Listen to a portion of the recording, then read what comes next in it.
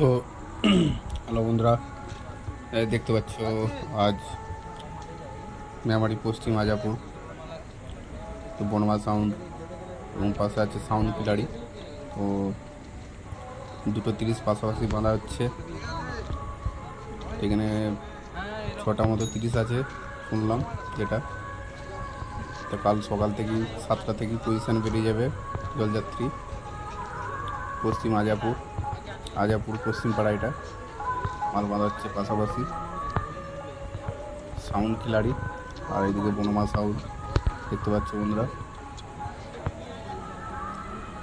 কাল সকাল থেকেই জলযাত্রী আছে। চলো ভিডিওটি দেখতে থাকো। ভিডিওটি ভালো লাগলে লাইক কমেন্ট।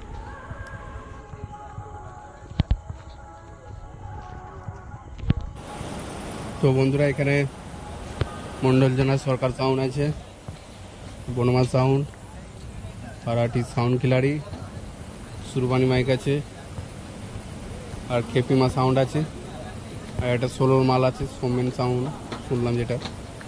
তো এইসব সেটগুলো আছে। কাল সকাল থেকে জলযাত্রী পজিশন বেরোবে, ঠিকানা আজাপুর পশ্চিম পাড়া। মালটা মারা হচ্ছে পাশাপাশি। তো ভিডিওটি ভালো লাগলে লাইক কমেন্ট, তো চ্যানেলে নতুন হলে সাবস্ক্রাইব করে দিও। আবার নতুন ভিডিও আসবে আপডেট।